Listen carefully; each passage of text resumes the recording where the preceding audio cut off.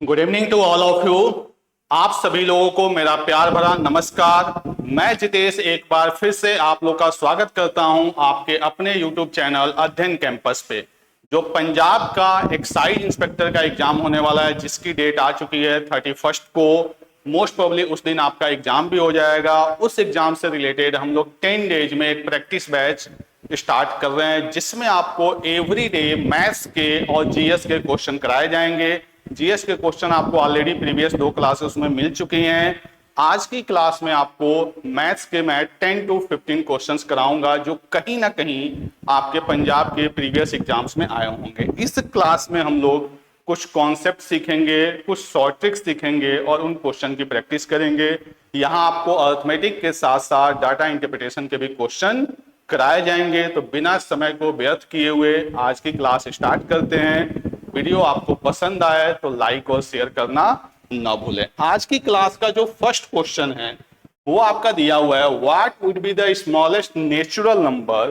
कौन सा सबसे छोटा नेचुरल नंबर होगा which when divided by 20, 42 or 76 leaves remainder 7 in each case। ये कह रहा हर केस में आपका रिमाइंडर क्या आना चाहिए, 7 आना चाहिए, राइट। यानी क्या मैं आपसे पूछूं कि कोई छोटा से छोटा नंबर बताओ जो 2 और 3 से डिवाइड हो जाए। तो 2 और 3 से डिवाइड होने वाला नंबर यानी 2 और 3 का मल्टीपल यानी 2 और 3 का एलसीएम। बात समझ में आ रही है? हम पहले कॉन्सेप्ट समझते हैं। मैं पूछूं 2 और 3 से, 2 एंड 3 से डिवाइड होने वाला नंबर, तो आप कहोगे सर 6 है, 12 है, 18 है, यानी 6 का टेबल चलता रहेगा। अब मैं आपसे पूछूं स्मॉलेस्ट, तो आप कहोगे कि sir 6 is the smallest natural number which is completely divisible by 2 and 3 both, right.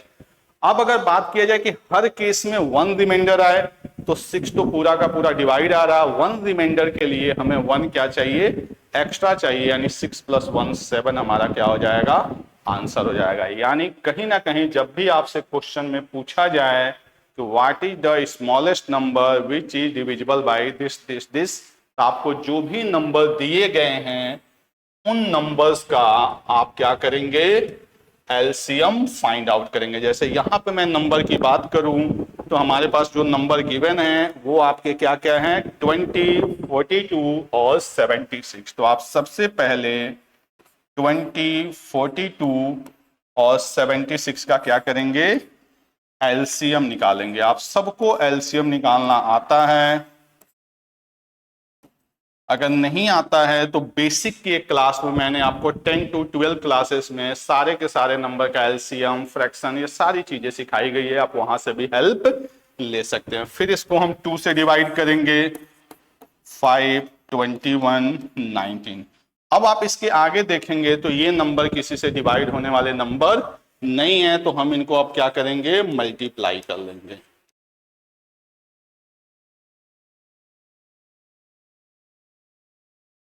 दोनों 4 × 5 = 20, 21 × 2 = 42, 420 × 19 यानी 0, 19 × 2 = 38, 19 × 4 = 76 और 7980, यानी 7980 जो है वो आपका सबसे स्मॉलेस्ट नंबर है जो इन 3 नंबर से डिवाइड होगा। बट हमें हर केस में क्या चाहिए भाई, 7 रिमाइंडर चाहिए। तो हम इसमें 7 को क्या करेंगे, ऐड कर देंगे। दैट्स मीन्स कि 7987 जो होगा वो हमारा क्या होगा, आंसर होगा। क्लियर? तो आई होप कॉन्सेप्ट भी समझ में आया आपको और क्वेश्चन भी। नेक्स्ट क्वेश्चन लेते हैं।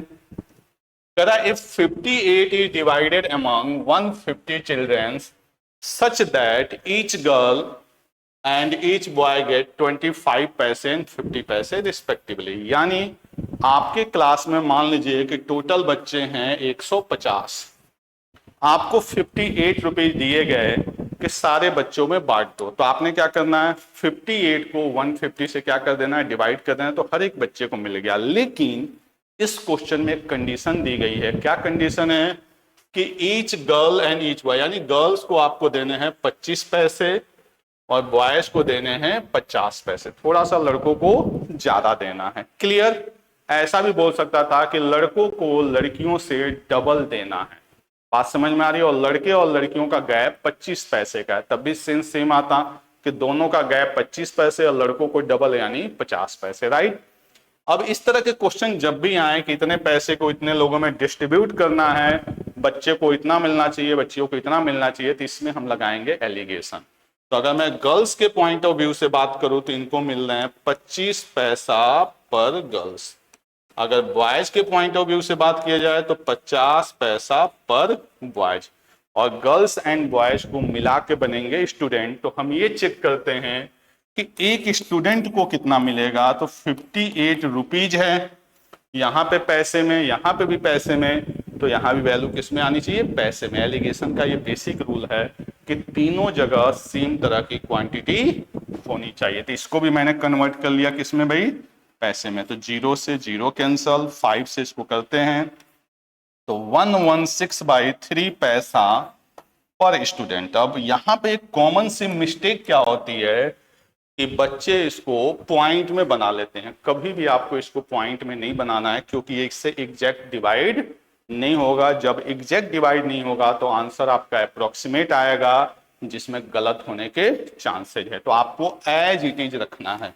जिन बच्चों ने पहले की मेरी क्लासेस लगाई होंगी उनको ये बात पता होगी, जो फर्स्ट टाइम लगा रहे हैं उनके लिए कि कभी भी मैथ्स में कहीं अगर फ्रैक्शन आ जाए तो आप उसको पॉइंट में मत ले जाइए। पॉइंट आप तब लाइए जब लास्ट आंसर हो, उससे पहले आप उसको फ्रैक्शन में रखिए। अब यहां या तो आप इसको क्रॉस माइनस कर लीजिए, या आपको 3 प्रॉब्लम दे रहा है तो एक ट्रिक मैंने हमेशा बता रखी है कि इस 3 को हटाने के लिए सबको 3 के साथ मल्टीप्लाई कर दीजिए। जैसे ही आप सबको 3 के साथ मल्टीप्लाई करेंगे, यहां पे मैं अलग से लिख देता हूं, ये बन जाएगा 75, ये बन जाएगा 150 और ये बन जाएगा 116। अब एलिगेशन के अकॉर्डिंग इसको माइनस करेंगे तो ये वैल्यू आ जाएगी 34 और ये वैल्यू हमारे पास आ जाएगी 41। यानी गर्ल्स एंड बॉयज का जो रेशियो आएगा वो आएगा 34:41। दोनों मिलके कितने हुए, 75। 34 + 41 मिलके कितने हुए, 75। 75 की वैल्यू क्वेश्चन में टोटल कितने हैं भाई, 150। तो 1 की वैल्यू 2। आपसे पूछा गया है हाउ मेनी गर्ल्स, तो गर्ल्स का रेशियो कितना है 34। तो 34 × 2 यानी 68 गर्ल्स क्लास में होंगी। क्लियर। तो आई होप आपको ये भी क्वेश्चन समझ में आया होगा। अगला प्रश्न लेते हैं हम लोग। नेक्स्ट क्वेश्चन देखते हैं क्या दिया हुआ। करा if a man walk at the rate of 5 km/h he miss train by 7 minutes. यानी आप कहीं जा रहे हो अपनी ट्रेन के लिए और अगर आपकी स्पीड 5 km/h है तो आपकी ट्रेन मिस हो जा रही है 7 मिनट से। मतलब क्या बना कि अगर ट्रेन की टाइमिंग 10 बजे थी तो आप कब पहुंचे भाई, 10:07 पे। अगर ट्रेन की टाइमिंग 10 बजे थी तो आप कब पहुंचे, 10:07 पे। 10 बजे आपकी ट्रेन जा चुकी थी। अगर आप 6 km/h की स्पीड से जाते हो तो आप 5 मिनट पहले पहुंच जाते हो, यानी 9:55 पे पहुंच जाते हो, right. Late late, early late, इस तरह के क्वेश्चन का कॉन्सेप्ट है। Find the distance. तो जब भी इसमें डिस्टेंस की बात होगी तो आपको एक फॉर्मूला याद रखना है। डायरेक्ट इतना टाइम नहीं होता है कि प्रोडक्ट ऑफ स्पीड। जब भी ऐसा क्वेश्चन आए तो आप इसको याद रखिए, एक लाइन में आपका आंसर आ जाएगा। कभी लेट, अर्ली, इस तरह के क्वेश्चन पंजाब के हर एग्जाम में पूछे जाते हैं। तो product of speed upon difference of speed into time difference. समझ में आ रही बात। क्या होता है फॉर्मूला, प्रोडक्ट ऑफ स्पीड। यानी यहां पे मैं अगर स्पीड की बात करूं तो पहले मेरी स्पीड है 5, बाद में स्पीड है 6, दोनों का डिफरेंस 1 हो गया। ये टाइम डिफरेंस, इसको थोड़ा सा ध्यान रखना है। पहले आप 7 मिनट लेट, बाद में आप 5 मिनट अर्ली, तो जो टाइम का गैप आएगा वो 12 मिनट्स का आएगा। ये गलती मत करिएगा कि 7 में से 5 को माइनस करनी। पहले केस में आप 7 मिनट लेट हैं, दूसरे केस में 5 मिनट्स अर्ली, दैट्स मींस कि 12 मिनट्स का गैप है। सेकंड पॉइंट क्या नोट करना है, कि ये वैल्यू किस में है, किलोमीटर पर आवर में, और ये वैल्यू किस में है, मिनट्स में। तो इसको मैं 60 के साथ डिवाइड कर दूंगा, तो ये भी किस में बदल गया, आवर्स में। अब इसको आप कटिंग कर दीजिए, तो आप 12 5 जाइए और 5 से 5, यानी जब फाइनल आंसर जो आपका आएगा वो आएगा 6 किलोमीटर। क्लियर। तो टाइम स्पीड डिस्टेंस का ये क्वेश्चन था जिसमें हमें डिस्टेंस फाइंड आउट करना था। नेक्स्ट क्वेश्चन क्या है, Sohan sold 2/3 of his goods at a profit of 20% and remaining at a gain of 14%। अब इसमें भी आपसे गलती क्या होती है, या कभी कभी आप प्रीवियस क्वेश्चन की मैं बात करूं, आप करते हो कि आप आर्टिकल्स को लेट करते हो, प्राइस को लेट करते हो। ऐसा कुछ भी नहीं करना। जब भी क्वेश्चन इस तरह का है कि इतने परसेंट आर्टिकल इतने के प्रॉफिट पे, इतने परसेंट आर्टिकल इतने के लॉस पे या प्रॉफिट पे, या फ्रैक्शन बेस आए और ओवरऑल आपसे पूछा जाए प्रॉफिट और लॉस परसेंटेज, तो आपको एक लाइन में कैसे सॉल्व करना है इस बात को ध्यान से देखिए। जब भी ऐसा क्वेश्चन है सिंपल लिखिए 2/3, कितने का प्रॉफिट भाई, 20%। प्रॉफिट हमेशा क्या होता है, पॉजिटिव, लिख दिया। रिमेनिंग, अगर किसी चीज में से 3 पार्ट थे, 2 पार्ट चला गया तो रिमेनिंग कितना बचा भाई, 1/3। गेन, यहां भी गेन कितने का, 14% का, यानी ये भी क्या है आपका प्रॉफिट है। दोनों प्लस में, दोनों का डिनोमिनेटर सेम है, कहीं कटिंग करने की जरूरत नहीं है। 40%/3 प्लस 14%/3 दोनों को ऐड करिए, 54%/3, फाइनली 18% आपका क्या आ रहा है, पॉजिटिव, यानी 18% का फायदा। अब आप देखिए इस क्वेश्चन को कितने आसानी से हमने सॉल्व किया है। तो इस बात का ध्यान रखना है कि जब भी फ्रैक्शन के क्वेश्चन आए आपको फ्रैक्शन में ही डील करना है। अगला क्वेश्चन है, study the following graph table and answer the following question given below. यानी कहीं ना कहीं ये डीआई का क्वेश्चन है, देखते हैं। Total population of the given state, total population दिया गया कितना भाई, 32760000। कौन के कितने स्टेट हैं आपके, ये सारे स्टेट का दिया गया है कि किस स्टेट में कितना परसेंटेज है। अगर आप प्रीवियस क्वेश्चन को एनालिसिस करते होंगे तो ये आपका सीनियर असिस्टेंट का क्वेश्चन है, जिसमें मैंने एक कॉमन प्रॉब्लम देखी थी कि सर कैलकुलेशन बहुत ज्यादा हुआ था, इसलिए कई बच्चे इसमें या तो उनको टाइम ज्यादा लगा था या इस क्वेश्चन को स्किप करके आए थे। आज की क्लास में आपको देखने को मिलेगा कि कैसे हम डीआई के भी question with in minute solve कर सकते हैं। तो ये आपका हर स्टेट का डिवीजन दिया गया। जैसे मैं आपसे पूछूं कि आसाम की पॉपुलेशन क्या है, तो आप कहोगे इतना, जो भी टोटल पॉपुलेशन है इंटू 25/100। हमसे मिस्टेक क्या होता है डीआई के क्वेश्चन में कि हम क्या करने लगते हैं, इस वैल्यू को कैलकुलेट करने लगते हैं। वैल्यू को कैलकुलेशन 5 क्वेश्चन अगर डीआई में आए हैं ना, तो आप इस बात का ध्यान रखिएगा, या मेरा सजेशन मानिए, या मैं अपने एक्सपीरियंस के बेस पे बता रहा हूं कि 3 क्वेश्चंस में कैलकुलेशन नहीं होगा। ठीक है, 1-2 क्वेश्चन आ जाएगा जो वैल्यू बेस होगा, वहां आपको कैलकुलेशन की जरूरत पड़ेगी, यहां कोई कैलकुलेशन की जरूरत नहीं पड़ेगी। ये दे दिया, आगे देखते हैं। एक तो आपका मेल और फीमेल का डिवीजन दिया गया है इसमें, और इसमें एक लिटरेट और इलिटरेट होना चाहिए। ठीक है, पढ़े लिखे और बिना पढ़े लिखों का डिवीजन दिया गया, राइट। और हर स्टेट से कुछ ना कुछ क्वेश्चन होगा। पहला क्वेश्चन देखते हैं क्या दिया हुआ अपने पास, करा द रेशियो ऑफ द, देखिए जब क्वेश्चन क्या पूछा गया, रेशियो, अपने दिमाग में लगा लीजिए कि वैल्यू कहीं काम नहीं आएगी। आप देखिएगा, मैं आपको दिखाने के लिए लिखूंगा, वैल्यू की जगह टोटल लिख दूंगा, और आप देखना अपने आप क्वेश्चन सॉल्व होगा without exact calculation. Female in Tripura to number of female in Haryana, यानी फीमेल इन त्रिपुरा, तो जो भी टोटल पॉपुलेशन आपको दिया हुआ था, आपको समझाने के लिए मैं लिख रहा हूं 32760000। पेपर में आपको इसको लिखने की जरूरत नहीं। अब हमें कहां जाना है भाई, त्रिपुरा में, और उसमें भी क्या चाहिए हमें, फीमेल। और इसका रेशियो, रेशियो यानी नीचे लिख देता हूं मैं, इसका रेशियो किससे भाई, number of female in Haryana. तो हरियाणा के लिए भी मैं क्या लिखूंगा, 32760000। डीआई के क्वेश्चन में आपको कैलकुलेशन से पहले लिखना आना चाहिए। अगर आपको लिखना आ गया, जैसे मैं लिख रहा हूं अभी आपको समझाने के लिए मैंने ये भी लिखा है, अदरवाइज मैं इसकी जगह एक ऐसे डब्बा बना देता या टी लिख देता, टोटल। लेकिन अभी मुझे समझाना है, इसलिए मैं जस्ट आपको ये पूरा लिख के बता रहा हूं, ठीक है। अब हमें ऊपर किसका चाहिए, त्रिपुरा की फीमेल, और नीचे किसकी चाहिए, हरियाणा की फीमेल। तो अब हम चलते हैं त्रिपुरा में। त्रिपुरा का जो रेशियो है, सॉरी परसेंटेज है, वो कितना है भाई, 9%। तो आप लिखेंगे इंटू 9/100, ये हो गया त्रिपुरा।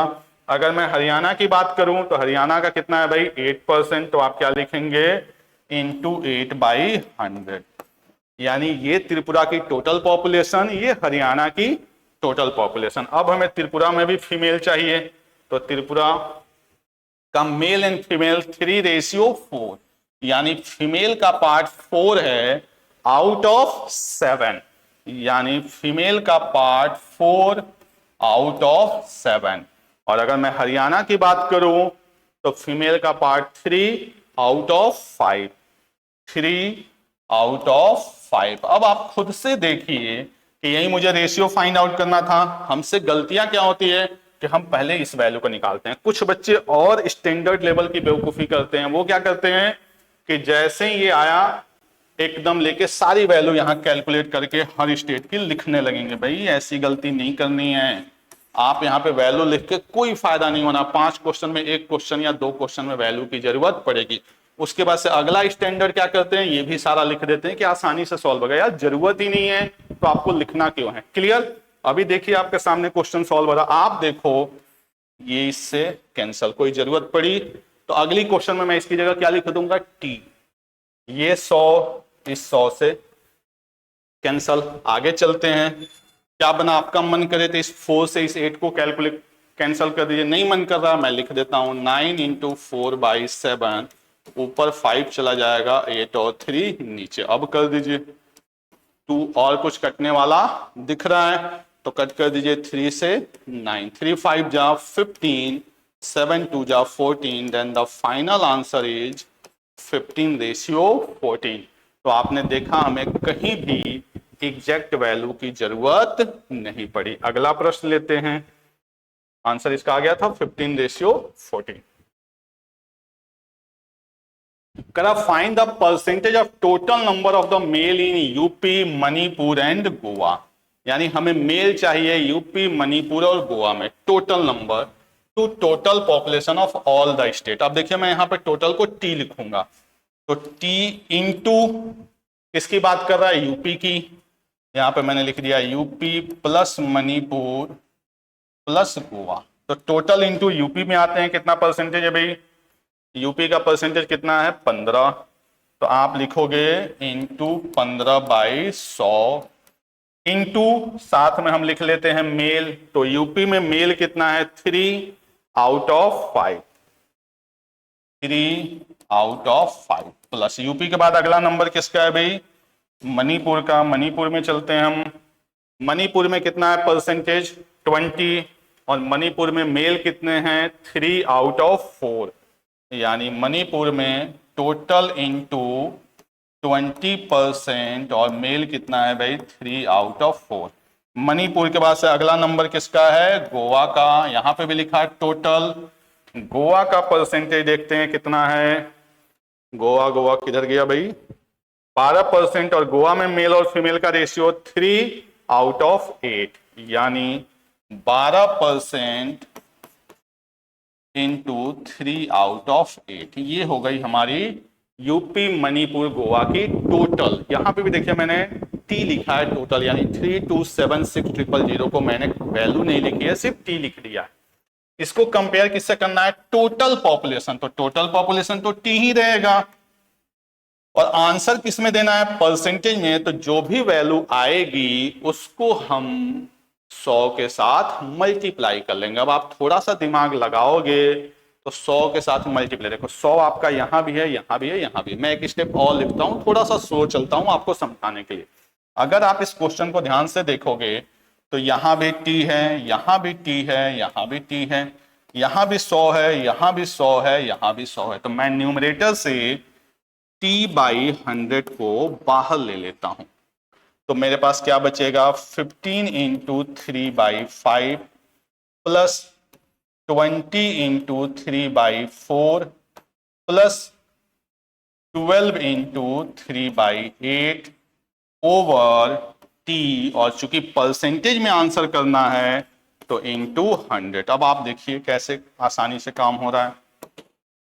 सबसे पहले ये टोटल से टोटल कैंसल, यानी जरूरत ही नहीं पड़ी। अगला क्वेश्चन कभी आए आप समझे हो तो ना ऊपर टी लिखना ना नीचे टी लिखना, परसेंटेज में कन्वर्ट करना, ना यहाँ 100 लिखना ना यहाँ 100 लिखना, यानी सिर्फ काम आपका इतने से चल जाएगा। अगर आप बहुत अच्छी तरह से क्लास को समझे हुए हो तो आप सिर्फ लिखोगे 15 इंटू 3/5, 20 इंटू 3/4 और 12 इंटू 3/8, आंसर आपका आ जाएगा। चलिए 100 से 100 गया, 5 का टेबल आप सबको आता होगा, 3 3 जा 9 प्लस 5 3 जा 15, 4 से कट कर दो 8, 1.5, 5, 3 1.5 4.5, 15 9 24 4 28, यानी 28.5% आपका क्या आ गया, आंसर आ गया। तो मेरे ख्याल से आप थोड़ा सा अगर पहले की क्लासेस मेरी लगाए होंगे या आपको बेसिक कॉन्सेप्ट आते होंगे तो आप देखोगे कि डीआई के भी क्वेश्चन में हम बिना मेहनत किए आसानी से सॉल्व कर सकते हैं।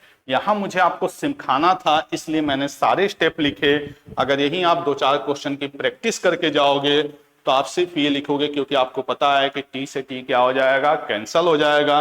परसेंटेज में आंसर चाहिए तो 100 भी क्या हो जाएगा, कैंसल हो जाएगा। अगला प्रश्न लेते हैं, क्या दिया हुआ है।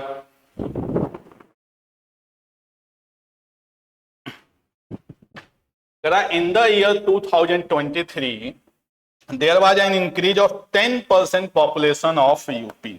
यानी अपने पास जो डाटा दिया गया था वो 2023 का दिया हुआ था, और ये कह रहा है कि 2023 में बढ़ के आया है 10% and 12% in the population of Manipur. तो प्रीवियस ईयर का पूछ रहा है पॉपुलेशन रेशियो मणिपुर इन 2022, यानी यूपी का 2022 को मैं 22 लिखता हूं, यूपी 22 ओवर मणिपुर 22, राइट। ये आस्किंग है। अब यहां पे देखते हैं, अपने पास जो गिवन है वो 2023 का है। यूपी की पॉपुलेशन बढ़ी है भाई 10%, तो 10% बढ़ने का मतलब आप सबको पता है 110/100, और मणिपुर की बढ़ी है कितना भाई 12%, यानी 112/100। तो जब हम 2023 में ये काम कर देंगे, सॉरी 22 में, तो हम कहां पहुंच जाएंगे 2023 में। 2023 में अगर मैं यूपी के पॉपुलेशन की बात करूं तो टोटल इनटू, और यहां पे मणिपुर की मैं बात करूं तो टोटल इनटू।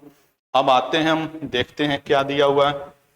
तो जो यूपी है वो कितना परसेंट है भाई 15%, और जो मणिपुर है वो 20%।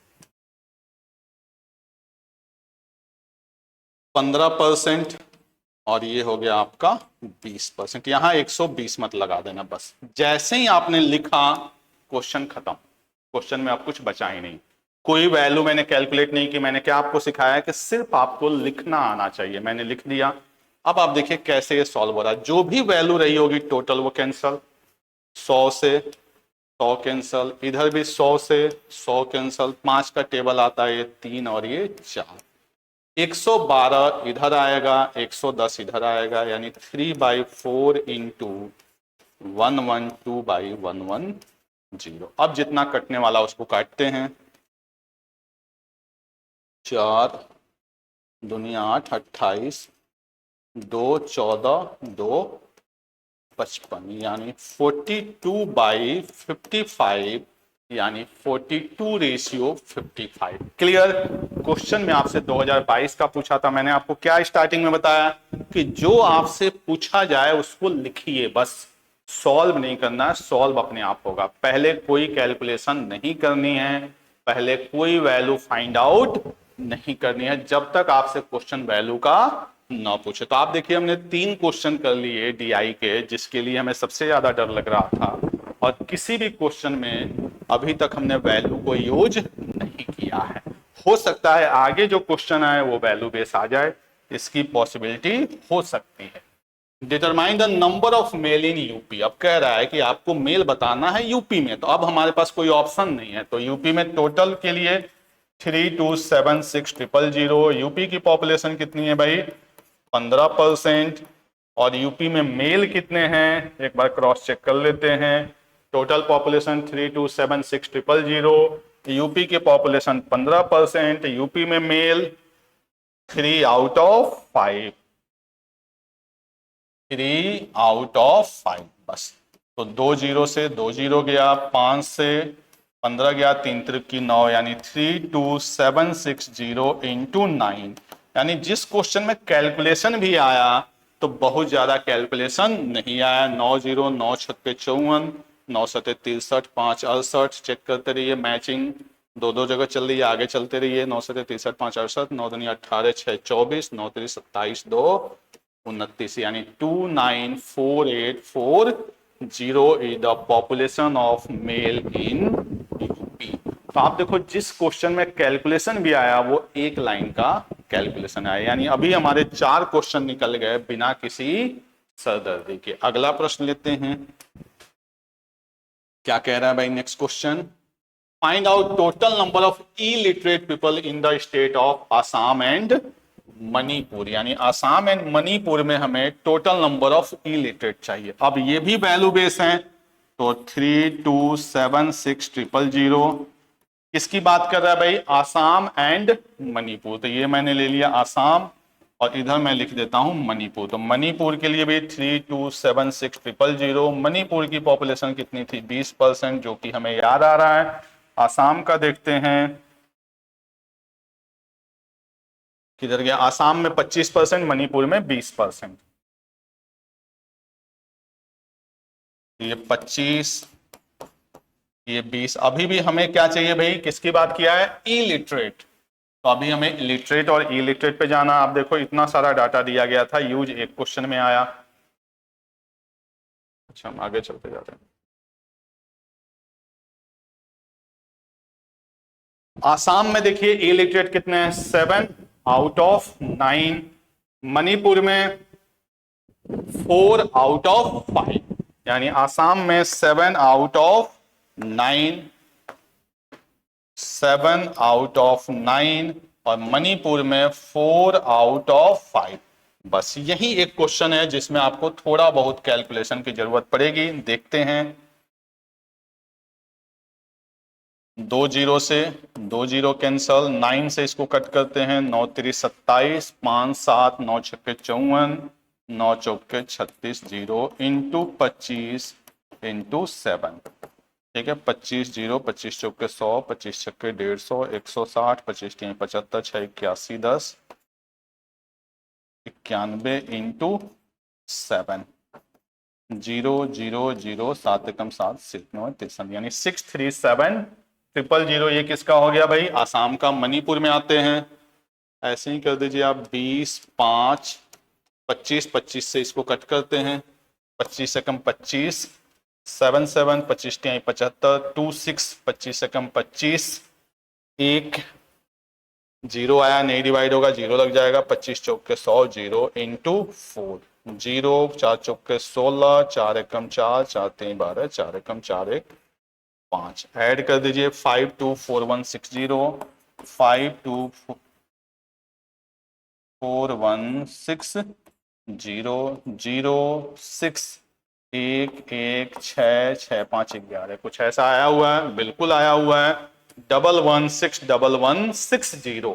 तो इसमें भी इतना कैलकुलेशन है कि आप सब लोग ग्रेजुएट हो तो इतना तो कैलकुलेशन कर ही सकते हो। यानी टोटल 5 क्वेश्चंस में जो हमारे पास कैलकुलेशन आया वो सिर्फ एक क्वेश्चन में आया, बाकी सारा का सारा क्वेश्चन अपना विदाउट वैल्यू के कैलकुलेशन के हो रहा था। अगला प्रश्न लेते हैं, करा सम ऑफ 2 नंबर्स इज 46। 2 नंबर का सम क्या है भाई, 46 है, और उनका डिफरेंस क्या है, 14 है। इससे आसान तो कुछ हो ही नहीं सकता। द लार्जर नंबर, भाई larger number plus smaller number कितना है, 46 है, और लार्जर नंबर और स्मॉलर नंबर का डिफरेंस कितना है, 14 है। इससे आसान तो भाई कुछ पूछा ही नहीं जा सकता। ऐड करोगे, स्मॉलर से smaller cancel, 2 times of larger equal to 60, तो लार्जर की वैल्यू क्या हो जाएगी, 30, और आपसे वही पूछा गया है, राइट। यानी 2 नंबर में लार्जर नंबर कितना हमारा 30 स्मॉलर नंबर क्या हो जाएगा 16। इससे आसान तो कुछ हो ही नहीं सकता। अगला प्रश्न लेते हैं। There are two numbers A and B respectively 20% and 28% less than a third number। यानी परसेंटेज का क्वेश्चन है। कह रहा दो नंबर हैं भाई A B और ये मान लिया हमने C हो गया थर्ड नंबर। कह रहा है जो दोनों नंबर हैं A और B ये थर्ड नंबर से 20% और 28% लेस है। यानी इन दोनों नंबर का रिलेशन किससे है? C से है। तो हम सबसे पहले इस नंबर को लेट कर लेंगे 100। परसेंटेज में 100 इसलिए लेट करते हैं ताकि कैलकुलेशन आसान हो। पहला नंबर इससे 20% लेस यानी 80। दूसरा नंबर 28% लेस यानी 72। आगे क्या कह रहा है भाई? By what percentage number B less than the number A. B A से कितना कम है? तो सबसे पहले देखिए कितना कम है 8 आउट ऑफ 80 इंटू 100। ये भी फ्री का नंबर है। कितना परसेंट भाई? 10%। समझ में आ रही बात? यानी किसी भी नंबर को तीसरे नंबर से रिलेट किया गया है। मैंने तीसरे नंबर को क्या लेट कर लिया 100। पहला नंबर इससे 20% कम यानी 80। दूसरा नंबर इससे 28% कम यानी 72। करा ये नंबर इससे इतना कम है तो पहले देखते हैं कितना कम है। 8 कम है किससे? 80 से। 8/80 इंटू 100। करा HCF and LCF of two numbers are इतना if one of the two number इतना। ये सबको पता होगा कि product of the number equal to LCM into HCF. LCM HCF के क्वेश्चन भी पंजाब के ऑन एन एवरेज हर एग्जाम में होते हैं। एचसीएफ एलसीएम मेंसुरेशन डीआई भी अब हर एग्जाम में आ रहा है। तो आपको पता होगा दो नंबर है, याद रखिए number 1 into number 2 equal to LCM into HCF. तो पहला नंबर क्या है भाई? करा HCF and LCM of two number यानी एचसीएफ है, ये क्या है? एलसीएम है। तो एलसीएम अपने पास कितना है भाई? 240। एचसीएफ कितना है? 16। एक नंबर क्या है अपने पास? 48। दूसरा नंबर पूछा जा रहा है तो क्या हो जाएगा भाई? Number 2 equal to 240 into 16/48। 48 पंजे 240, 16 पंजे 80। यानी दूसरा नंबर क्या हो जाएगा? 80। सीधे सीधे आपका कॉन्सेप्ट बेस क्वेश्चन है।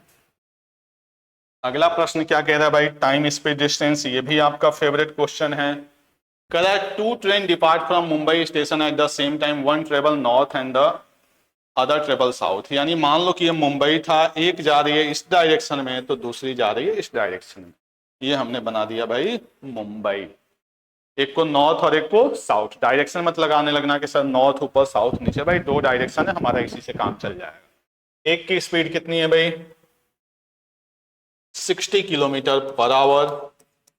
दूसरे की स्पीड 40 किलोमीटर पर आवर। ठीक है, कह रहा है कि बोथ ट्रेन अभी 150। कितना आसान क्वेश्चन है, कॉन्सेप्ट बेस्ड क्वेश्चन है या कह सकते हो लॉजिक बेस्ड क्वेश्चन है। टाइम स्पीड डिस्टेंस का कोई रोल ही नहीं है। कहता है 150 किलोमीटर इनके बीच में डिस्टेंस कब होगा? अब आप बताओ, जैसे ही ट्रेन चली 1 घंटे में ये चली गई 60 किलोमीटर और ये चली गई 40 किलोमीटर। यानी 1 आवर में जो इनके बीच में गैप होगा वो 100 किलोमीटर का होगा। मान लो एक चली गई 60 इधर, एक 40 इधर, यानी 100 का गैप। कह रहा है ये 150 का गैप कब होगा? तो भाई आप बताओ कि 100 जाने में अगर 1 घंटे लग रहे हैं, अगर 50 इनको और भेजा जाए, अगर इनको 50 और भेजा जाए तो आधे घंटे और लगेंगे। यानी मैं कह सकता हूं कि 1 आवर 30 मिनट्स में इनके बीच में 150 का गैप हो जाएगा। एकदम लॉजिकल क्वेश्चन है। टाइम स्पीड डिस्टेंस का कोई बहुत ज्यादा रोल नहीं है। 1 आवर 30 मिनट्स मतलब 3/2।